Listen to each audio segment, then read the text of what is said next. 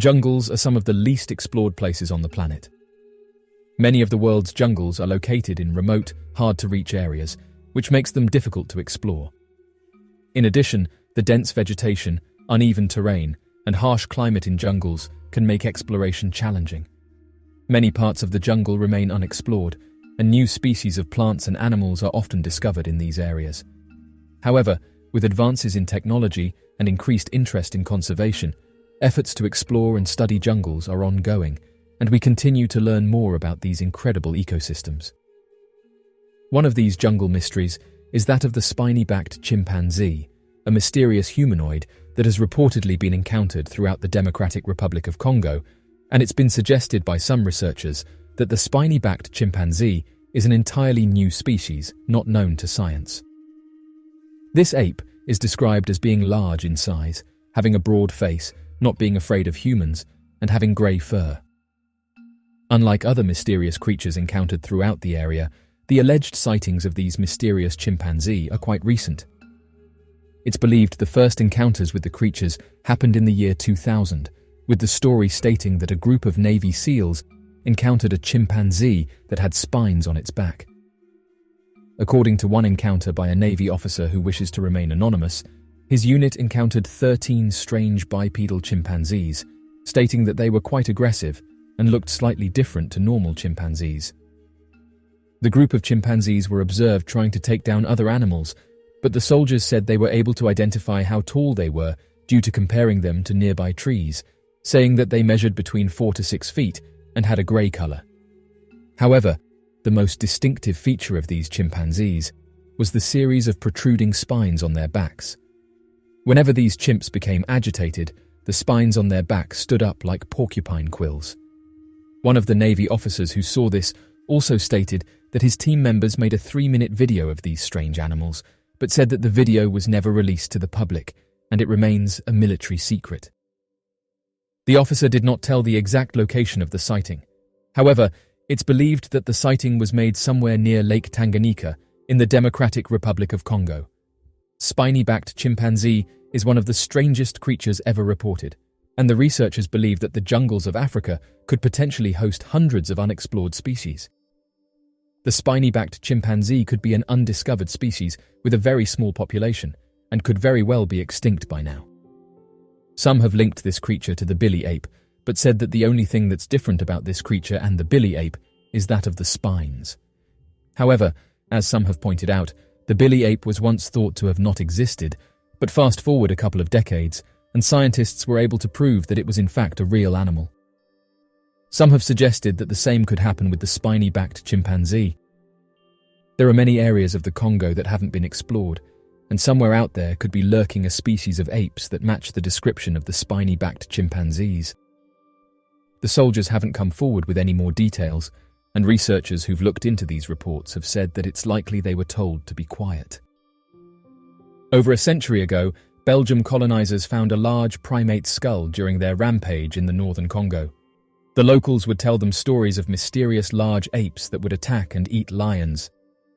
Gorillas were never before found in this region of northern Congo, so researchers and explorers were confused and intrigued. They believed it to be an entirely new species of ape, although they never found any additional evidence or proof of life. The skull was promptly left to collect dust in the Royal Museum for Central Africa in Belgium until the 1990s, when Carl Ammann read about them in a scientific article. He was a Swiss-born photographer and devoted conservationist. Interested by the skull's puzzle, he set off on an adventure through the dense jungles that few had traversed before. The Billy Tropical Forest covers 12,000 square miles and is a mix of impenetrable canopy and large stretches of savanna. The researchers had to trek through an impenetrable underbrush full of ants, mosquitoes, and bees that were drawn to their sweat. Despite being such a difficult undertaking, Ammann ended up repeatedly visiting the forest over the span of 10 years, with various rangers, camera crew, and primatologists trying to find the elusive billy apes. On his first trip, he found another ape skull, which only increased his obsession. In 2004, American primatologist Cleve Hicks joined the search. He spent weeks traversing through the forest trying to find the apes. He and his team set up motion-detecting cameras and eventually captured images of the elusive billy apes. As it turns out, they were not a new species. They were chimpanzees. However, they were unlike any chimpanzees the researchers had seen before. They had larger skulls and feet when compared to other chimpanzees. Their behavior was unique in that they nested on the ground like gorillas instead of in the canopy. They also used the longest tools researchers had seen in Africa to collect ants and honey. On one expedition, researchers came across a chimpanzee eating a leopard, although they did not know whether the chimp had attacked it or not. The locals called them lion destroyers and explained that even their poison darts would not affect the apes. Hicks stated that they were the largest population of wild chimpanzees anywhere in the world. He claimed that they were curious of the humans rather than fearful, which led him to believe that they had never seen humans before. Those that lived closer to civilization would flee when approached, but the apes further into the jungle would gather close to observe before quietly leaving. Since they lived in such remote parts of the jungle, it was near impossible for poachers or other hunters to encounter them. Today, the forest is a hiding spot for many fugitives or rebel groups and is being turned into farmland. The Billy Forest is a vast area of dense tropical rainforest located in the northwestern region of the Democratic Republic of the Congo, near the border with the Central African Republic. The forest is known for its remarkable biodiversity and is considered one of the most important wilderness areas in Central Africa.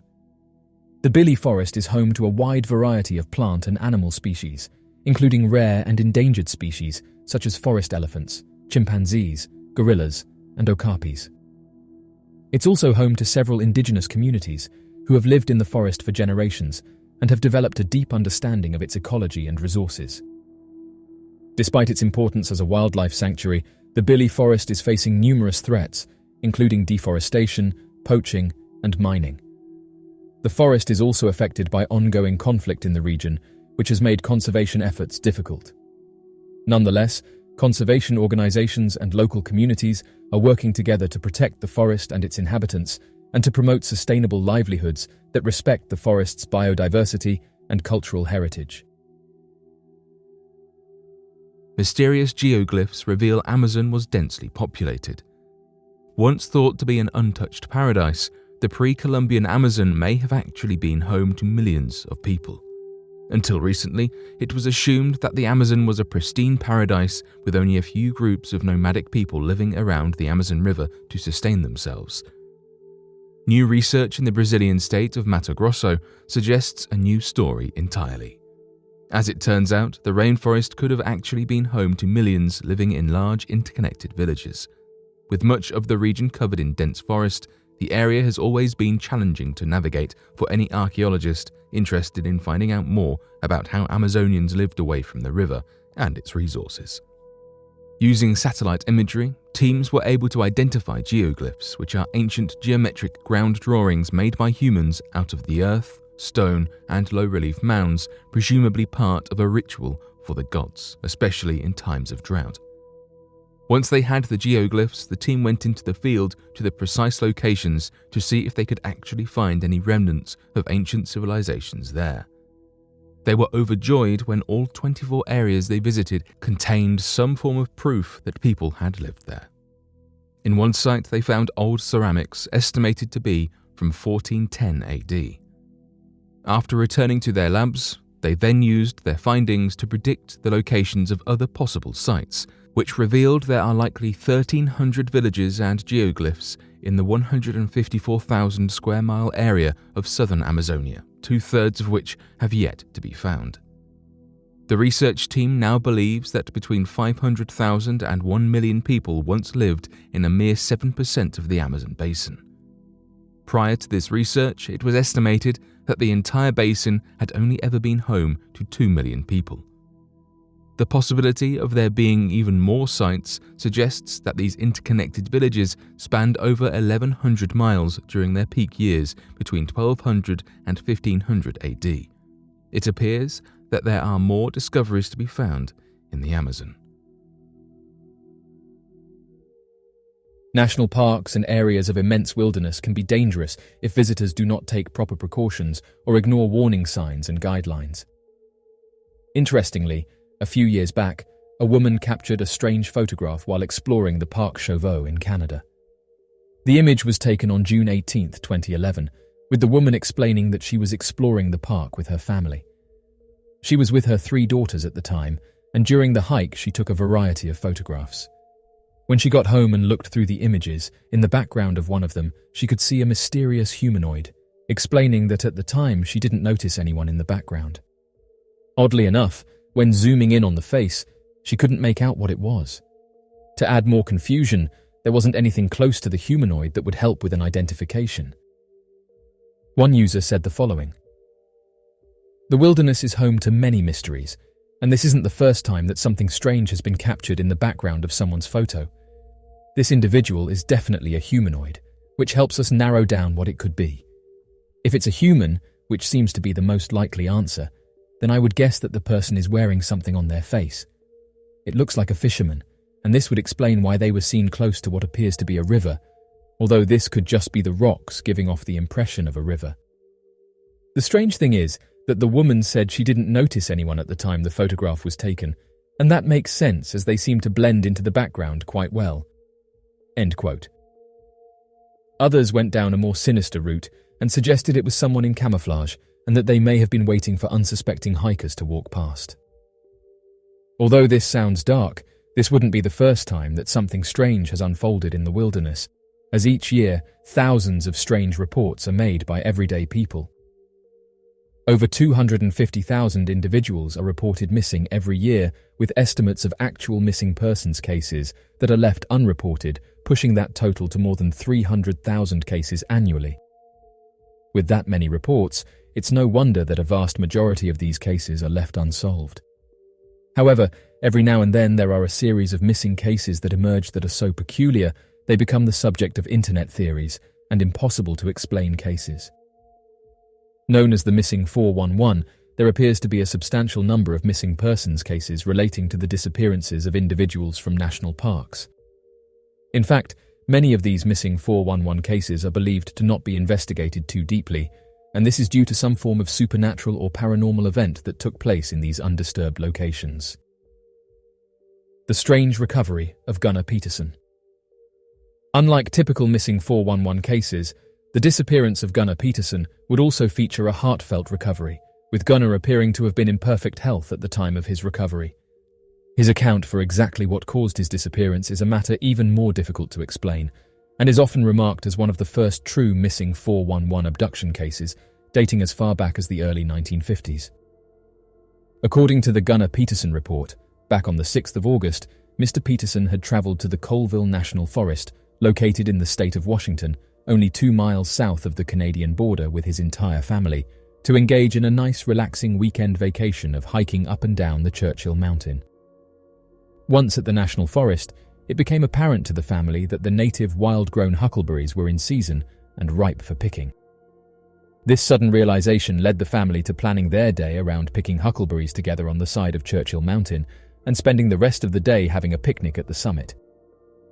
Unfortunately for the Peterson family, as the group were picking huckleberries near the top of the mountain in open areas well within line of sight of each other, the family suddenly noticed that the father and husband, Gunnar Peterson, was no longer within sight. Wondering where he had gone off to, Gunnar's daughter, Mrs. W.A. Graves, had called out to her father several times, but got no response. At first, the family was not worried about his temporary absence, believing that perhaps he had decided to use the restroom nearby, or ventured into a more secluded area, where he would no longer be within earshot of the group. However, as the day stretched on, the family grew increasingly worried, as every member continued searching and calling out to Gunnar, but getting no response. After seeing no sign of Gunnar for over 3 hours, the family would immediately call the local Stephen County Sheriff Department and report 65-year-old Gunnar as missing. Within only a few hours of being alerted, Sheriff Beryl Warren would bring together several dozen search and rescue volunteers made up of local residents, fellow law enforcement officers, the National Park Forest Service personnel, and several dozen soldiers from the local military base. The first night, the search and rescue volunteers focused on combing through the area where he had last been seen with the family. following any trails and areas that connected with wild huckleberry bushes that the father could have ventured off into. Despite looking through every open huckleberry bush, there was no sign of Gunnar. After the first 2 days of searching, law enforcement and search and rescue volunteers were growing increasingly desperate due to the sudden drop in temperature in the area and the light rain. Given the fact that the mountain stands at a height of almost 4,800 feet in elevation and is filled with layers of lush, thick forest and hundreds of small running bodies of water, search and rescue teams were growing increasingly concerned with the possibility of finding Gunnar Peterson alive, as they believed that the terrain would have made it incredibly difficult for Mr. Peterson to have safely made his way down the mountain while lost and alone. By the third day of Gunnar Peterson's disappearance, a specialized canine search and rescue team was employed in the search that had come from Idaho and eastern Washington. After the family supplied the dogs with clothes and shoes that Gunnar Peterson had worn, the dogs had followed the scent into the middle of a huckleberry bush path where Mr. Peterson had last been seen by his family. Oddly enough, the sheriff would remark that the canines seemed confused as to where the trail continued and were unable to maintain Gunnar's scent for long before losing it entirely. After 7 days of looking for Mr. Peterson, search and rescue volunteers started to give up hope on finding Mr. Peterson alive, causing the search efforts to slowly taper off as law enforcement, military personnel and forest servicemen had the primary goal of finding a body and no longer a living person. The search for Mr. Peterson would continue for another 3 days until Gunnar's daughter and her husband would find Gunnar more than 5 miles away from where he had last been seen. According to Gunnar Peterson's daughter, she and her husband continued searching for her father in a circling radius that would lead them more than 5 miles away from the base of Churchill Mountain. As they were in the area, they started to notice a collection of abandoned houses and shacks seemingly constructed in the middle of nowhere. According to locals in the region, the houses had been constructed many years ago and were at the center of what was referred to as high strangeness, with many of the locals too scared or superstitious to venture into the areas. As they searched through the abandoned shacks, Gunnar's daughter would find Gunnar sleeping in one of the abandoned buildings, seemingly in perfect health. According to Gunnar Peterson, he had survived in the area for 10 days, primarily by drinking rainwater and living off of huckleberries as his main source of food. Oddly enough, at the time of his recovery, Gunnar Peterson had only been aware of 8 days that had passed and had no idea that he had been missing for a little over 10 days since the search began. When search and rescue volunteers and investigators questioned Gunnar Peterson as to how he appeared to have disappeared from the region, it became obvious that something far more bizarre had occurred. Gunnar Peterson claimed, when talking to investigators, that he had been picking huckleberries with his family only a few feet away from the group when he suddenly felt a large mass strike the back of his head. He would then wake up sometime during the middle of the night in pitch-black darkness, believing that a falling rock must have knocked him unconscious. Oddly enough, there were no marks or signs of damage against Mr. Peterson's head, and he had been standing in an open field of bushes on the side of the highest point on the mountain, where any falling debris would have been difficult to explain. Even more bizarre was that Mr. Peterson counted only 7 days having passed after he had awoken from his unconscious state. This led him to believe that he must have been knocked unconscious for a period of over 2 days, as he was unable to account for 2 of the 10 days that he had been missing, originally believing that he had been missing for only 8 days. The exchange of volunteer search and rescuer Gerald Debery. On the 10th of October, back in 2011, a small family had been visiting the frozen wilderness of surrounding Fairbanks, Alaska, located on the northeastern side of the small town, when the group suddenly noticed that one of their family members was no longer following closely behind.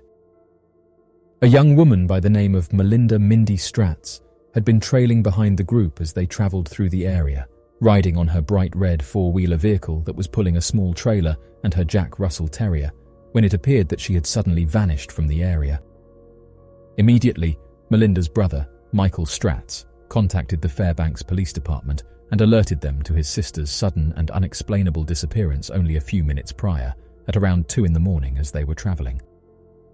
Due to the dropping temperatures in the region, as well as the light snowfall, the local police department did not hesitate to contact Alaska State Troopers and volunteer groups to begin an immediate search throughout the area. Within a couple of hours, Several teams of search and rescue volunteers were in the area, alongside the Alaska State Troopers, to begin searching the region within a 5-mile radius of where Melinda Stratz had last been seen. The team would search the area all morning, throughout the afternoon and early into the evening, when one of the search and rescue volunteers would spot a bright red vehicle, a small trailer, and Melinda Stratz at the bottom of a small ravine known as Frozen Foot Creek. Given the dropping temperatures and the hours that she had been missing, Melinda was immediately escorted to medical services to ensure a rapid recovery. It was at around this time that it became obvious that Melinda appeared to have been in a state of intense confusion. Little details surrounding Melinda's state and recovery are known, however. It's believed that Melinda is unable to remember any details during the time of her disappearance and up until her reappearance, but believes that she must have turned off at a wrong corner and ended up down in the Frozen Foot Creek after spending several minutes looking for her family as she was traveling. However, another strange fact about Melinda's recovery was that several search and rescue volunteers had already claimed to have visited the area of Frozen Foot Creek, but were unable to have seen any sign of Melinda Stratz or her bright red vehicle and trailer. As family and friends were celebrating Melinda's recovery and her safe return, volunteer teams began to realize that one of their search and rescuers had been missing for roughly several hours.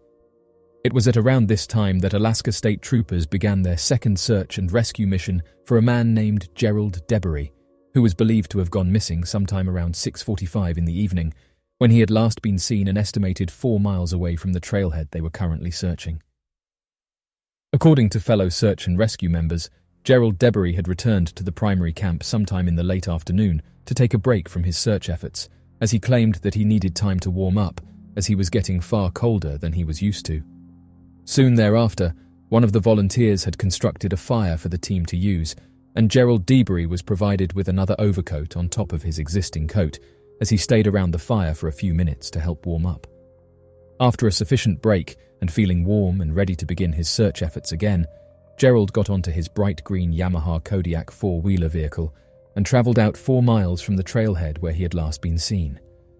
Several minutes after Gerald Debery had last been seen, Melinda Mindy Stratz had been found at the bottom of Frozen Foot Creek. Rather than travel out and tell all of the search and rescue members that the woman had been found, many of the volunteers had been holding small portable radios, and so a message was transmitted to all members, and for them to return to the base campsite as soon as possible. After an hour, while Melinda was recovering and search and rescue members were getting ready to head home, that was when the teams realized Debery had yet to return. Given the fact that Debery had great knowledge of the nearby area and should have already returned by that moment in time, troopers and search and rescue teams immediately began their second search to recover Gerald Debery. Oddly enough, it appeared as if the tracks to his 4-wheeler suddenly ended halfway through following his trail, as if a freshly laid pack of snow had fallen in only a specific area to prevent an accurate read of where his 4-wheeler had travelled. Now worried that Debery was trapped somewhere, injured or suffering from the effects of hypothermia, teams continued through the night looking for Debery, using grid-like patterns of search to cover as much ground as possible, looking for any sign of the missing member. As the night dragged on, the snow continued to fall, and it became obvious that normal methods of search and rescue would be unable to locate Gerald Debery, who was now assumed to have been gravely injured and unable to return to safety on his own. Several hours later, within the early hours of the morning on the 11th of October 2011, Alaska State Troopers employed the use of advanced aerial support in the form of a helicopter and a Piper Super Cub aeroplane, using state-of-the-art thermal signature cameras to help locate Gerald Debery and his 4-wheeler, which was believed to give off a strong heat signature, which would make recovery much easier. Unfortunately, after several more hours, next to nothing was discovered, and over the course of the week, the search for Gerald Debery dwindled down to a strand still. One of Gerald's friends, a man by the name of Paul Potvin, who owned the nearby lodge where the team and the Alaska State Troopers were using as a base of operations, claimed that he believed something far more sinister had occurred to Gerald Debery, given the strange events surrounding his disappearance. On the 14th of October, 3 days following Debery's disappearance, Paul would provide the following statement to the local newspaper known as the Alaska Dispatch. "It's a mystery. The 4-wheeler is gone. Something had to have happened to him. He didn't get lost. Everybody agrees with that. He's been out there way too many times to get lost. That's the most baffling part. Oddly enough, almost exactly a year later, a local miner who had been working in the nearby Faith Creek mine, located at mile 69 off of the Stees Highway, spotted an abandoned bright green four-wheeler resting on a nearby rock at a slight incline. Believing that the abandoned four-wheeler was a bad sign, the miner contacted the local authorities, who immediately searched the vehicle and found that it had once belonged to Gerald Deabury and was most likely the vehicle he used during his search. Investigators also noted that it appeared that there was still gas inside the vehicle, and that the vehicle appeared to have been purposefully turned off rather than left to run until it cut out. Although another search was done in the area, no sign of Gerald or any of his clothes or equipment was uncovered. A mysterious creature was captured on a motorway camera in England. The creature, known as the Wessex Way Monster, or the Wessex Way creature, and the highway crawler of England, is a peculiar humanoid that was captured on film on a highway in England, with the video being recorded sometime in 2007. Images in the form of still photographs reveal what appears to be a human-like head, with it having an upper torso and legs, and also having the ability to run on all fours. Interestingly, after this footage was released, it was reported that locals in the area said that police started to investigate the area, and that further sightings were made by people who allegedly saw a four-legged creature that had a strong resemblance to a werewolf. Investigations that were carried out after the footage was released didn't yield many answers, but strangely, some came forward and detailed that throughout the early 2000s, they had seen bizarre creatures roaming throughout the area. The eyewitnesses said that the creature looked like a werewolf or a large, hairy humanoid and had the ability to travel at extreme speeds, often being witnessed leaving an area before anyone could take a high-quality photograph. Due to the fast speeds of the creature, it led some to suggest that the creature wasn't anything natural, as at the time some were suggesting that the creature could have been a baby deer crossing the road, but others took screenshots of the creature and said that it didn't appear to look like any of the local wildlife, highlighting that this creature had what appeared to be arms and legs. One officer allegedly came forward and detailed that they had seen strange creatures throughout the Wessex Way region, noting that this location in Devon is home to many strange creatures, and that residents have been coming forward for years and describing their mysterious encounters. One eyewitness by the name of Mrs. Green said that she saw a creature that closely resembled the Wessex Way Monster and described it as a large, bipedal, canine-like creature with powerful, muscular legs, broad shoulders, and a pointed snout. Further saying that it must have been around 6 to 7 feet in length, looked like it had the ability to stand on its hind legs, had fur that was either brown, black, or grey, and also had glowing eyes and sharp teeth. As of right now, we have very little information to go by, and because the sightings happened over 10 years ago, it's been hard to track down any potential eyewitnesses who may have seen the creature. Interestingly enough, those who did see it suggested that it may have been the Dogman creature.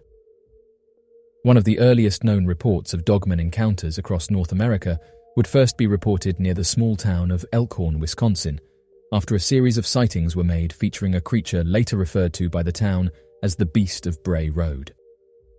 Although this strange creature is now recorded as one of the most well-known creatures of the area, the original encounters and legends of the creature, dating back to the later 1980s or early 1990s, contain eerie similarities with more commonly reported Dogman sightings of more recent years.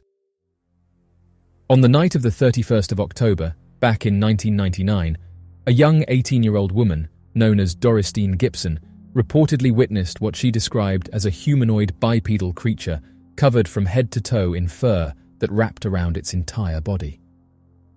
According to the eyewitness, she had been driving along Wisconsin's Bray Road, a long stretch of road that resides roughly 3 miles east of the small town of Elkhorn, Wisconsin. As she was driving along the road, she claimed to have seen several animals running at the side of the street, most likely fleeing a large predator in the area. Once she reached the intersection of Bray Road and Hospital Road, the movements of the animals and the surrounding empty streets gave her a sudden extreme sense of anxiety, and so she began to mess with her car radio to find some music that could help ease her stress.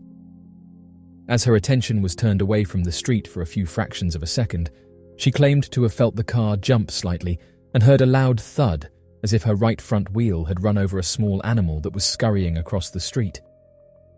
Worried that she might have hit something, as the 31st of October was the night of Halloween, the 18-year-old woman immediately pulled over to the side of the road.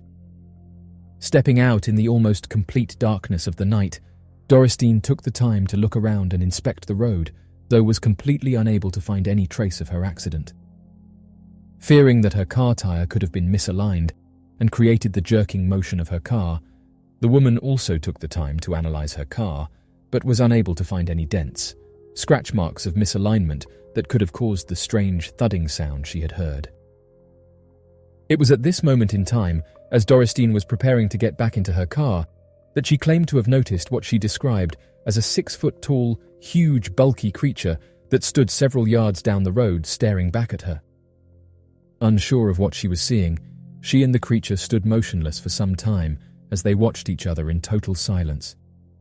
However, without warning, the creature suddenly began charging towards the direction of Dorothy as she heard the patterning of its feet loudly striking the road. Without a second's hesitation, the woman re-entered her vehicle, slammed the car door shut, and immediately started her car's engine to speed away. Unfortunately, the car could not start up fast enough, and the creature started to climb onto the trunk of the vehicle and slammed against the car's metal frame with several thudding blows. However, within a few seconds, the car soon sped away, causing the strange humanoid creature to fall off the vehicle and allowing Dorothy Gibson to make a clean getaway. Shortly thereafter, Dorothy arrived at one of her friend's house, with whom she had planned on going trick-or-treating with. Fearing that the other girl would not believe her story, Dorothy failed to bring up her encounter with the strange humanoid creature, believing that her story would have been shrugged off as nothing more than a made-up Halloween tale in an effort to scare her friend. Dorothy then planned that perhaps she would be able to encounter the creature again that night if she returned to town taking the Bray Road, to show her friend proof of her impossible-to-explain witness sighting. As the two girls approached the area of Dorothy's original sighting, they claimed to have seen the dark form of the creature standing at the side of the road. According to her friend, the creature appeared to have been a fur-covered humanoid creature that walked with a slight limp as they passed by. The following morning, the two girls would come forward with their sighting to their friends, family, and neighbours, who would all wish to examine the car for proof of their claims. However, once examining the car, it became apparent that Dorothy did encounter some type of creature, as the trunk appeared to have had deep scratches impossible to have been made by a person and seemed to have been something out of a horror movie. Although Gibson and the other girl claimed to have possibly encountered a Sasquatch creature, many residents of Wisconsin soon came forward with their stories about an unknown humanoid creature that helped to shed light on the encounter, though failed to accurately explain what exactly was stalking the nearby town of Elkhorn. One such witness testimony would come from an older woman named Lorraine, who claimed to have spotted a similar creature back during the fall of 1989. According to Lorraine, she had been working as the manager of a local business, forcing her to stay late to help close up the store at the end of the day. On her way home, she had decided to take a less popularly used route back to her house and follow the Bray Road out of town. As Lorraine was roughly a half-mile west of Hospital Road, she claimed to have spotted what she originally believed was a person crouching at the side of the road. Worried that the person could have been lost and needed a ride, Lorraine began to slow down as she approached the figure.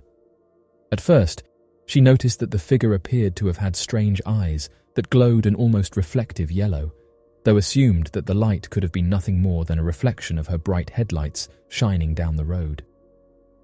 As she neared within 10 feet of the figure, it became obvious to Lorraine that the figure was definitely not a person. Lorraine would go on to describe the creature in vast detail, claiming to have gotten a perfect look at the monster before pulling away out of fear. The creature was described as being a large, hairy beast, featuring a human-like body, large barreled chest and strong humanoid arms, with dark greyish-brown fur that wrapped around its entire body, while possessing an anatomically correct wolf-like face with pointed standing ears that ended in a long pointed snout with massive fang-like teeth that were clearly visible from a distance. In the creature's hands, Lorraine claimed to have seen what looked like smashed roadkill with its entrails sticking out. Due to the popularity of the stories reported by Dorothy and Lorraine, A local newspaper reporter by the name of Linda Godfrey had been alerted to the strange rumors of a supernatural werewolf creature and began a private investigation into the sightings that would later be published in the Walworth County Week, local newspaper. It was at around this time that the story of a wolf-like monster prowling around Bray Road would reach the height of its popularity, with local residents referring to the creature as the Beast of Bray Road, causing several more independent eyewitnesses to come forward about their encounters with a strange creature without fear of ridicule. The first eyewitness, a local resident by the name of Scott Bray, who owned a small private farm near the Bray Road and whose family name had inspired the naming of the nearby road, claimed to have seen what he described as a large wolf-like creature, estimated to have been the size of a bear prowling around the edges of his property. According to Scott Bray, he first spotted the creature sniffing around his pasture field, adjacent to his dairy farm. He claimed that the creature was much larger than a typical wolf and had dog-like qualities in its face, with dark greyish-brown fur, tall pointed ears and a long thick tail. Worried that the creature was stalking to make an attack against one of his dairy cows, Bray went towards the creature while armed. Once the creature spotted Bray, it immediately turned away and ran. The next day, Scott Bray inspected the area where the wolf had been sighted and discovered large dog-like paw prints, much too large to have been a typical dog or wolf, mixed with human-like handprints scattered throughout the area. Fearing that the animal might return when he was not around and possibly attack one of his cows, Scott armed himself once again and used the footprints in an attempt to track down and hunt the creature. After following the tracks for a few hundred feet, he noticed that the prints suddenly seemed to have disappeared, as if the creature had completely vanished into thin air.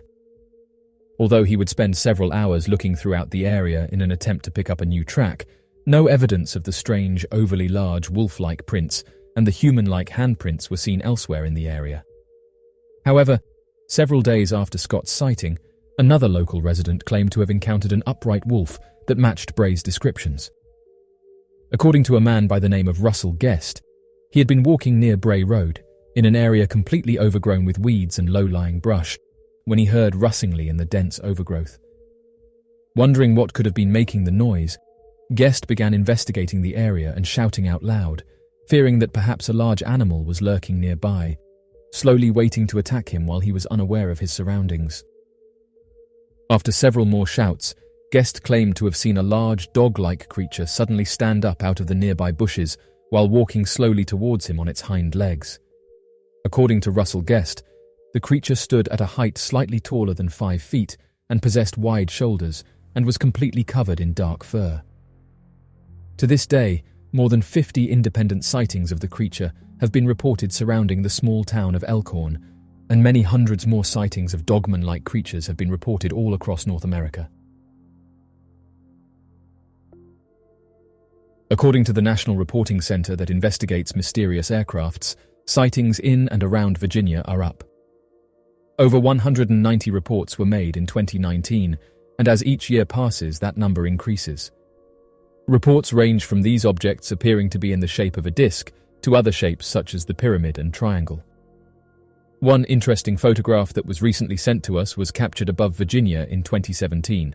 The person said the reason they sent it across was because they've been seeing similar-looking objects in the sky above Virginia and was wondering if anyone else had seen the same thing. The object that was photographed has been described as a large cube, with others saying that it looks like it was taken near a tornado. This could be the case, as Virginia is a place that suffers from tornadoes, with the worst times for them being between the months of April and September. Those who saw the image said that these strange-looking cubes are not anything new, and that each year bizarre black cubes can be seen sitting in the clouds. Not much information can be gathered about the photograph, as when you track down the original poster of the image, a man by the name of Mr. Garcia, he didn't put a caption on the photo. Those who study mysterious aircrafts have said that it looks similar to other cubes that have been witnessed, but as of right now, no one seems to know where these things are coming from, and note that they don't match conventional aircrafts. The user who sent the image said the following: "The reason I sent this was because it looks very similar to something I've seen. I live close to Woodbridge, and while driving home I've seen on a few occasions a strange-looking object. The only way I can describe this object is that it looks like a large black cube, seems to have the ability to hover in the sky, and doesn't make a sound. I would guess that this thing is well over 100 feet in the air, but every time I've tried to take a photograph of it, the image just appears blurry, and you can't really make out what I'm seeing. I have an iPhone 11, but even that can't seem to pick this thing up. I've seen it twice now, but can't work out what it could be. It doesn't remember a plane, a helicopter, a blimp, a hot air balloon, or something natural like an animal. It just sits there in the sky without moving, and doesn't seem to be affected by things like the wind. Also, I know that this thing isn't a cloud, because I can see other clouds hitting this object and then splitting off, so if this was a cloud, it would travel with the others. I've also seen other strange objects within my area. For example, another craft I saw had a ring of 10 lights around it. They would occasionally blink, but not enough for them to be something like a plane. I've talked with friends and neighbours in the region, and they said they've seen strange things." End quote.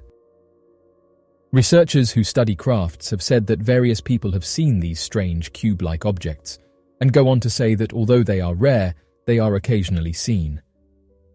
Another resident who lives in Woodbridge also came forward to detail their sighting, saying that they saw 14 to 24 lights that were flying in a strange formation. They said the following: "They turned and headed north and back to the west and disappeared. They were all illuminated in white to a pink colour and made no sound at all. At the point that they turned back west, I could see another craft with green blinking lights coming from the north. I retired from the army after 32 years of active and reserve, and I have never seen a craft like this before." End quote. In recent years, people have been going online and reading through the countless declassified documents that have been uploaded.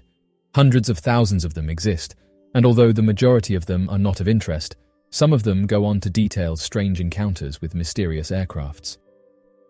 According to declassified documents, a secret investigation team established by the British Ministry of Defence, tasked with studying unidentified objects reported across the United Kingdom on the 4th of August back in 1990, a Royal Air Force pilot intercepted one of the largest unidentified objects ever recorded. According to the military report, at around 9 in the evening, a pilot of an RAF Harrier fighter jet noticed what was later described as a diamond-shaped aircraft, more than 75 feet in diameter, hovering 20 miles north of Pitlochry in Perth and Kinross. Although the document does not go into detail surrounding the mysterious encounter, it's described that the craft hovered for approximately 20 minutes before disappearing at incredible speeds. Prior to 1948, the media would often treat any stories surrounding unidentified objects and supposed encounters with an otherwise forgettable attitude. Oftentimes, such stories were held for short periods of time and were only printed during down news cycles, in which there were not many other interesting stories available for the weekly newspapers. It was quite common for the eyewitnesses to be quoted in out-of-context claims in an effort to provide the story with a silly or wacky quality, and would serve more accurately to put down these individuals, rather than shining a light on their story. This would leave many eyewitnesses frustrated and often ridiculed for sharing their personal stories. It was not until 1948 that the light-hearted attitude of reports would reach their end. Often considered the turning point in how the news media would treat mysterious aircraft cases, the Thomas Mantel incident would be the first report of an unidentified object being the primary cause behind the premature passing of an experienced military pilot, who at the time was sent in pursuit of the unexplained craft. According to the Thomas Mantel report, it was on the 7th of January, back in 1948, that the Godman Army Airfield, located within the Fort Knox United States Army installation, residing within the state of Kentucky, received a distressing report from the local Kentucky Highway Patrol. Officers with the Highway Patrol claimed that several eyewitnesses that were spread across 2 neighboring towns, Owensboro and Irvington, had reported multiple sightings of what was described as an unusual aerial object that was traveling westbound from the town of Madisonville. The unknown and unidentified aircraft was believed to have been somewhere between 250 to 300 feet in diameter, hovering somewhere north of 10,000 feet in altitude. Perplexed by the report, the Godman Army Airfield quickly sent several military officers to ascertain the nature of the situation, fearing that the object could have been an attempt by a foreign power to stage an attack against the United States military. It was not until about 1:45 in the afternoon that the Godman Army Airfield would receive confirmation of the impossible-to-explain aerial object from a sergeant by the name of Quinton Blackwell, who was stationed at the Fort Knox control tower. Sergeant Quinton Blackwell reported seeing what he described as a small moon. According to Blackwell and two other eyewitnesses stationed within the control tower, the object was a pale white and luminous, completely spherical in shape, and was far larger in size than any known aircraft at the time. Even today, the largest known aircraft ever constructed, the AN-225, has a wingspan of 290 feet in length and is not spherical in shape. Another eyewitness, Colonel Guy Hicks, who was stationed as the base commander at Fort Knox, viewed the strange luminous object through a pair of high-quality binoculars and claimed that the craft was at a distance that made it appear to be 1/4 the size of the full moon, while hovering at 10,000 feet and possessed an illuminated red border along the bottom of the craft. Colonel Hicks was later quoted as saying that the spherical craft appeared to have been stationary for roughly 1.5 hours, maintaining its position with ease. Fearing that the unidentified flying object was a possible experimental enemy aircraft, the Godman Army Airfield tasked 4 F-51D Mustangs of the Fighter Squadron Kentucky Air National Guard, of which were already in flight, to investigate the unknown aircraft and approach its position with extreme caution. Of the 4 Mustangs, one of the pilots immediately radioed in to the air traffic controller to land at the airfield rather than to pursue the unidentified craft, under claims that he was low on fuel and would need to make an emergency landing. The 3 other Mustangs, one of which being piloted by Captain Thomas F. Mantel, confirmed that their fuel was more than sufficient and began their pursuit. In their pursuit, several of the pilots claimed that they witnessed what was described as a much smaller aerial object, but that the object was so small and indistinct that it was impossible for them to identify exactly what it was or its dimensions. It was at this moment that the large spherical craft began to ascend several thousand feet into the air, forcing the pilots to reorient themselves to continue their chase of the foreign aircraft. Military reports would later claim that it was at this point that 2 of the pilots immediately began to turn back for the airfield, believing that they had insufficient oxygen to continue their ascent after the unexplainable spherical craft. However, doubt would later be cast over such claims by researchers at later times. It was at this moment that only Captain Thomas F. Mantel continued pursuing the craft, with the air traffic controllers claiming that they could hear Thomas Mantel describing the object as being metallic and of tremendous size. The military officers would radio to Mantel that it would be ideal for him to level his aircraft at his current altitude to try to see the object more clearly. Unfortunately, either due to communication errors, electromagnetic interference, or adrenaline, Thomas Mantel would ignore these commands and continue his vertical ascent to 25,000 feet. Reports would later claim that the cause of malfunction was due to pilot error, believing that Thomas Mantel did not possess an oxygen mask.